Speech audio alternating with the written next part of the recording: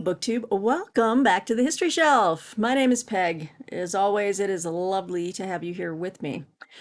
Today, we are going to be going over some new titles from Osprey.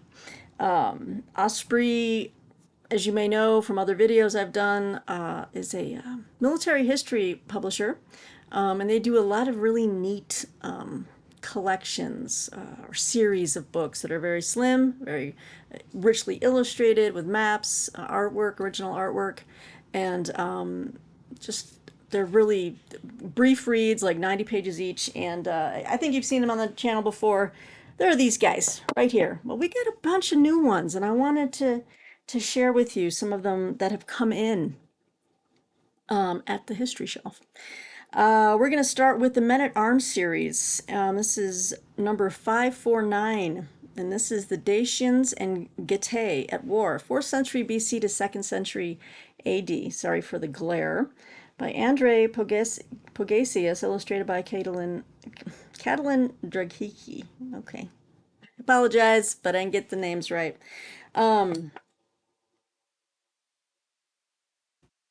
So the Men at Arms series, they're very slim, as you can see. They cover the uniforms, equipment, history, and organization of the world's military forces, past and present. And then they usually include, the photographs, full artwork, and as they claim here, unrivaled detail. So this one is written by a Romanian author and an artist who are both specialists in the subject. This volume describes perhaps the most formidable enemies that Imperial Rome ever faced in its first 2 centuries, the tribes of the Dacians and Getae. The Romans called the ancient inhabitants of modern Romania the Daci, but the Dacian highland tribes shared a common Thracian heritage with the neighboring Getae. Unified and led in conquest by the 1st century BC Gothic king Burbista, these peoples would, 120 years later, under the Dacian king Decebalus, inflict shocking defeats on Domitian's legions, and their final war against Trajan's 100,000 strong army would be long, stubborn, and bloody. Now, I've heard of the Dacians, obviously. I have not heard of the Getae. But just again, some examples of what you'll find in these small little volumes. So wonderfully done. Full color. Let me see if I can. You can read these in one sitting, but I love these collections, and I read every one. I love the artwork. It just brings that time to life more than you could ever imagine it. So it's so helpful. When I'm reading history and they're talking about their armor, their equipment, it's hard for me to visualize sometimes. So when I see books like this and pictures and artwork like this, it enriches my understanding and my visualization of the past. So this is why I love these so much. So Osprey, you're killing it. You're killing it, Osprey. All right. Oh, one of my favorite new series is the Combat series. I've told you about these before, and we've got a new one. This is Combat number 73 in the series. This is North Africa AD 533 to 36. This is the Byzantine cavalryman versus the Vandal warrior by Murray Dahm. I love the Combat series. It's always they're pitting one type of soldier against another. And I love the layout. It's just brilliant. Versus, it's so awesome. So this is number 73 in the series. It says here in AD 533, the Byzantine Emperor Justinian I launched the first of his campaigns to reconquer the Western Roman Empire. This effort began in North Africa, which is modern Algeria and Tunisia, targeting the Vandal kingdom established there a century earlier, which also included Sardinia, Corsica, and the Balearic Islands. This book shows how the Byzantine general Belisarius established his formidable reputation in the lightning-fast campaign that ensued, exploring the origins, weapons, and tactics of both sides' forces fighting in North Africa. So that was just a little brief highlight. Got a lot to show you. So again, look at this. I just love it. It's so rich. Oh. Um, they give you a good introduction. They set the stage. Wonderful maps. So this one's all about Byzantine cavalrymen versus the Vandal warrior. Wonderful photographs. Love the series. Next one we've got. We're gonna bring this back. Ooh, North America, baby. I'm excited for this one because I'm actually reading about the American Revolution right now in a buddy read with my good friend Bill Rutenberg at the Rutenberg Library. We are reading our first Civil War, the H.W. Brands book about patriots and loyalists and the run up and through the American Revolution. But anyway, this is Combat American Revolution 1775 to 83. This is British Light Infantrymen versus Patriot Riflemen by Robbie McNiven. Here we go. Look at that cover. I love how they got the blur of motion. Like he's just moving really fast here. Woo! It's a nice effect, huh?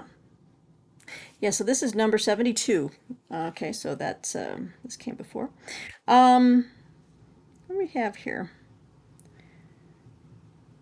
Amid North America's often forested, broken, or rugged terrain, 18th century armies came to rely on soldiers capable of fighting individually or in small groups. During the American Revolutionary War, rifle-armed companies were incorporated into the newly created Continental Army, while Patriot militiamen and partisans also made use of rifled weapons.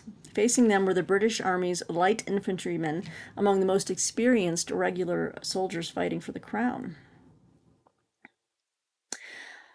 Featuring specially commissioned artwork, which I love. Archive illustrations and newly drawn mapping, this book evaluates the strengths and limitations of both sides as open order specialists. It assesses their performance in 3 revealing battles: Harlem Heights, September 16th, 1776, where the Patriots took heart from being able to hold their own in an escalating clash with Crown Light forces; Freeman's Farm, September 19th, 1777, where British light infantry engaged Patriot riflemen in notably rough terrain; and Hanging Rock, August 6, 1780, where Patriot riflemen and partisans attacked a loyalist encampment, including Provincial Corps light infantry.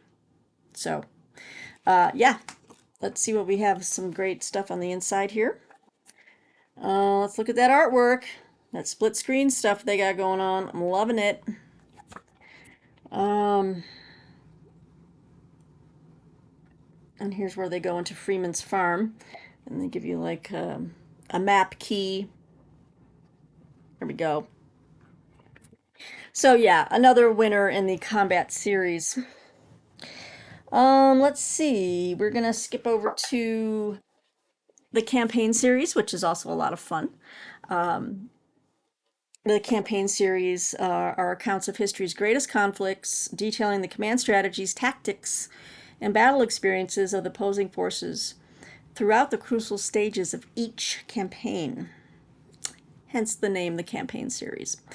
So this is campaign number 387, and this is Assault on the Gothic Line, 1944. The Allied attempted breakthrough into northern Italy by Pier Paolo Battistelli, illustrated by Ramiro Bujero.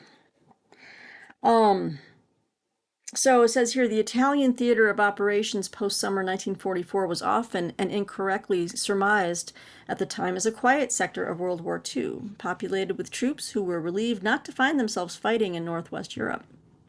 Yet the true nature of the hard combat that took place here was soon revealed when the Allies began their assault on the Axis Gothic line defenses known as Operation Olive. In this book, Italian military historian Pier Paolo Battistelli documents the dual Allied offensive spearheaded by American and British units to smash through what was supposed to be the final Axis defensive line in Italy before the Alps. The overall strategic aims of both the Axis and Allied leaders are explored, together with the organization of the forces committed. The expertly researched maps and 3D diagrams guide the reader through the progress of the phased battles and challenging terrain. Very cool. Yeah, I'm not really familiar with the Gothic line campaign or anything like that. So this is going to be Important for me to read as I continue to broaden my World War II knowledge and all my different readings. Uh, yes, so there you have it. I just love it. I think every video with Osprey with these titles, I'm like, I just love it. So that's campaign 387. All right, now we're going to move to their Elite series. And the Elite series is the history of military forces, artifacts, personalities, and techniques of warfare. This is Elite 250. And this is relatively recent history. This is Russia's 5-day war, the invasion of Georgia, August 2008, by Mark Galeotti.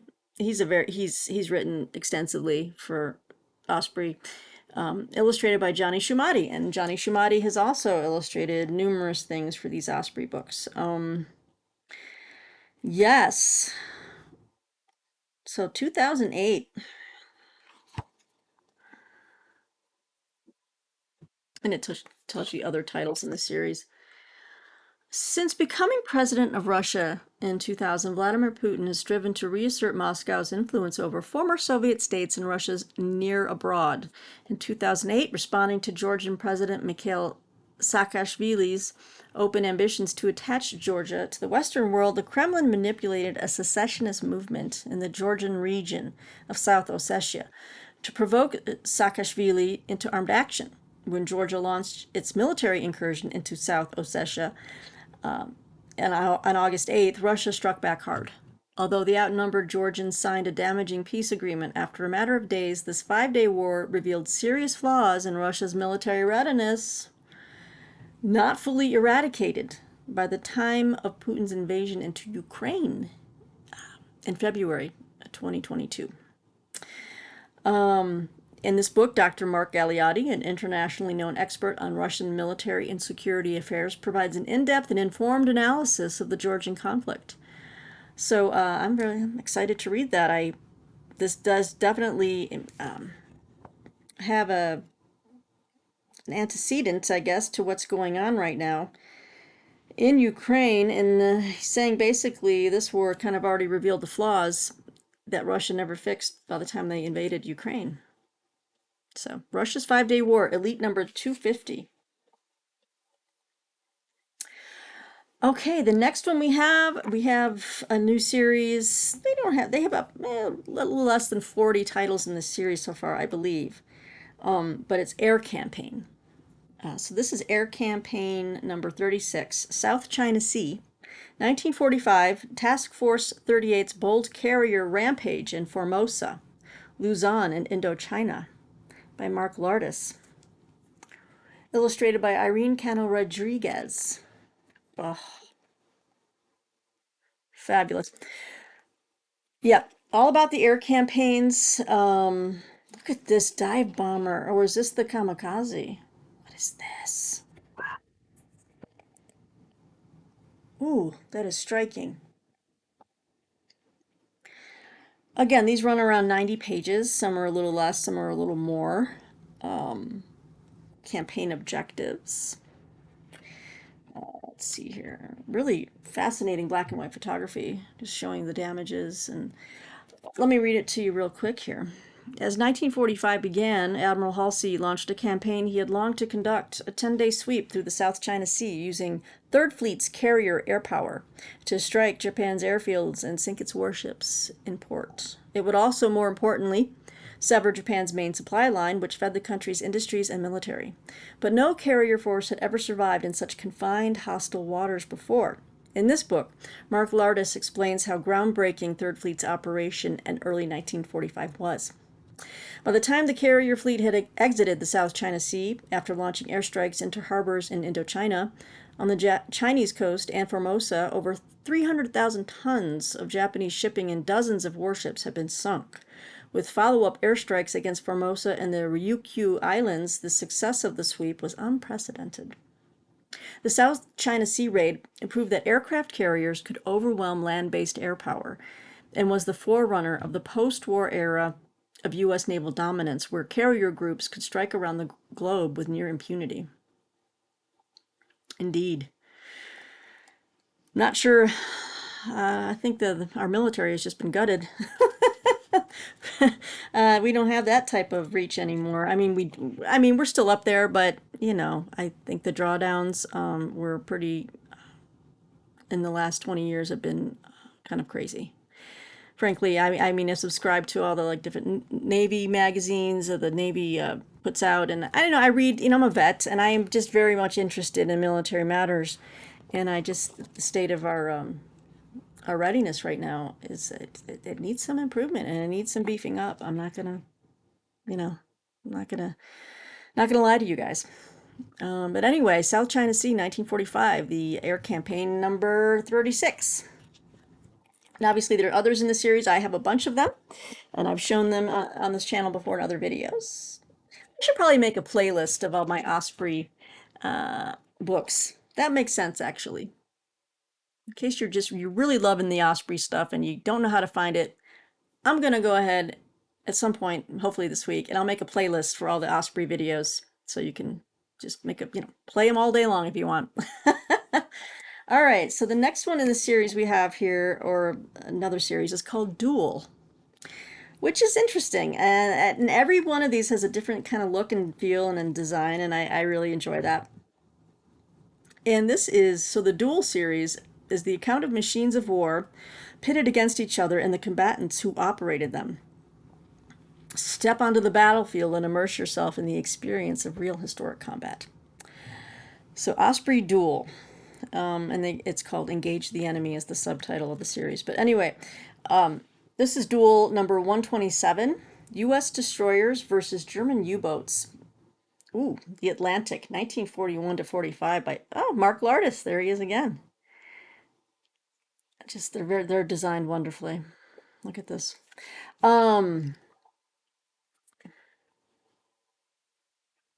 Let's give you some good artwork here. Ooh, that one's can't really see that one too well, but oh, what's this? The opposing combatants, right? Okay. Um, United States Navy sailor. All right, so there's the combatants there. And then the other one is, what do we have here? And then the Kriegsmarine U.S. U-bootsman. Okay. Um, Look at these pictures of the submarines here. It's artwork. It's great. So I think this is the main piece of artwork. It's really dope. I hope the glare won't, it's like a nighttime raid on this. They're going after that submarine. They're going at it. Very cool. All right, let me read to you. Although the Battle of the Atlantic lasted several years, its most critical phase began once the United States entered World War II. By December 1941, the British had mastered the U-boat threat in the eastern Atlantic, only to see the front abruptly expand to regions the U.S. Navy would patrol, chiefly the Atlantic seaboard. Unless the U.S. Navy overcame the U-boat threat, the Allies would struggle to win. The Battle of the Atlantic was made up of thousands of individual duels, with aircraft facing U-boats, ships, and other aircraft. Most crucially, however, ships battled U-boats. These stories provide the focus of this detailed work. The technical specifications of the U-boats, destroyers, and destroyer escorts involved are explored in stunning illustrations, including ship and submarine profiles and weaponry artworks, while key clashes are brought to life in dramatic battle scenes. Among the clashes covered are USS Kearney versus U-568, USS Roper versus U-85, USS Eugene E. Elmore versus U-549, and USS Atherton versus U-853. So there you have it. U.S. destroyers versus German U-boats. Other titles in the series, and I believe I have a couple of those. I think I have British Battleship versus German battleship, or British destroyer versus German destroyer. So, all right, very cool stuff. This is Duel, number 127. And this is an interesting book. It almost, at first I thought, is this a graphic novel, or not a novel, but like a graphic history? The cover looks like it is, but it's not. But it's an interesting title. It's not part of any series that I'm aware of. It's just a standalone, but it's in its second edition. So it's called Black Sunday, When Weather Claimed the U.S. Fifth Air Force by Michael John Claringbould. Now, as you can see from the cover, you might think that this is like a graphic novel or something, or a graphic history. I thought so because it just looks like comic book kind of stuff. But that's original artwork. Um, it's about that big. All right. But really, when you open it, it's a standard history. Like some of these others are situated or constructed, but you know, photos. Um, but it's an interesting story. Any U.S. Army Air Force pilot who flew the mission to Hollandia on the fateful afternoon of April 16th, 1944, in New Guinea would remember it for the rest of their lives. So would anyone else in the theater, for the weather-related losses that fateful day earned it the eternal epithet Black Sunday. The way home for more than 300 bombers and fighters was blocked by a towering weather front whose thunderstorms rose well above any altitude they could reach. That sounds horrific. Over enemy territory and caught between mountains and the sea, there was no option but to confront nature. It's terrifying. By dusk that evening, 37 aircraft were missing or had been destroyed. A handful of survivors somehow made it back to valley and coastal bases in a series of arduous misadventures. It was and remains the biggest non-combat loss of any air force of any nation in the world. 37 aircraft. Wow. More than 7 decades later, aircraft from the day are still missing somewhere in the New Guinea jungle. They're gone, man. They are reclaimed, right? This major This major revision to the original version includes dozens of rare photos, complemented by a suite of maps, indexes, and color profiles of participant aircraft. Japanese diaries reveal the fate of unlucky P-38 pilots forced to bail out. The text liberally cites veteran interviews, post-war wreck surveys, and official U.S. Army Air Force records. The narrative tracks down the fate of every aircraft and every crew member, including those who rescued them. Put yourself in the cockpit against nature's massive odds over hostile terrain and watch a composite picture evolve. The accelerating narrative from dozens of different perspectives is both fascinating and overwhelming. Wow, overwhelming. Um, ooh, these are some interesting pics. So I'm intrigued by this. I haven't read much about that story. That was the highest non-combat loss, air-related non-combat loss in the war. Dang. And it's a bad weather front when you can't even climb above the storm, or it's so wide you can't swing around it. That kind of stuff scares the what out of me. I was flying commercial one time, and we were flying, making a little detour around a thunderstorm cell, and we had turbulence, but I could look out my window, and I was looking at this thunderstorm, like lightning, right out my window. Uh, I was white knuckling it like you wouldn't believe. It was just like, wow, at any moment, could this lightning strike the aircraft? And it was just bad news. So, Black Sunday, but that sounds really good. Um, and then finally, and just so you know, I do have more Osprey that just came in, but I needed to get these filmed. So I will have another Osprey video coming.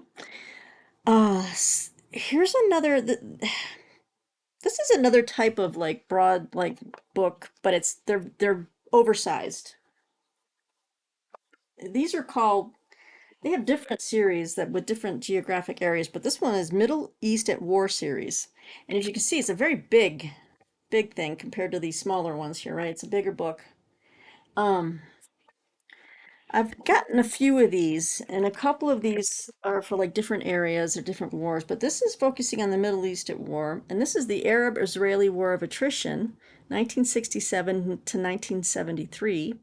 It's volume 1, Aftermath of the Six-Day War, Renewed Combat, West Bank Insurgency and Air Forces by Bill Norton. Full color throughout is what they say. Uh, The Six-Day War of June 1967 was a cataclysm for the Arabs. Israel emerged victorious and in possession of occupied territory in Sani, the West Bank, and the Golan Heights. The Arabs were furious at this outcome and determined to regain their lands and dignity by again making war with Israel. Added to the mix was a resurgent Palestinian liberation movement. Renewed fighting began within weeks. It became a period of sustained combat, casualties, fiscal outlay, and diplomacy on the world stage unlike anything experienced previously. All involved militaries remained very active over the years following 1967, with more consistent mobilization, intensive training, and action than ever before, and each side deepened their dependence on superpower arms supply. Adversary forces grew in size, adopted more complex weapons, and trained in new tactics, all in the tumult of combat of escalating intensity. The danger of this sparking another general war with potential superpower involvement was high. This period is collectively referred to as the War of Attrition. The War of Attrition ranged from the Suez Canal through to Jordan, where the Palestinian movement challenged the government, and to the Golan Heights. Israel fought the Soviet Union in the air over Egypt, and Palestinian attacks targeted Israeli interests around the globe. The air forces of the nations involved employed some of the most advanced weapons then available from their respective sponsors. It was an extraordinary time of confrontation, irregular warfare, rising terrorism, and national struggles seldom seen before or since. It became the world's most violent, costly, and dangerous conflict after that in Southeast Asia. At the center of it, Israel found herself engaged on all sides and isolated as never before. The struggle altered the geopolitical landscape and set the stage for the October 1973 war. So Volume 1 of this series, right here, covers the immediate aftermath of the Six-Day War as forces were reconstituted, strategies formulated, and combat began anew on the new borders. This volume is illustrated throughout. Okay, so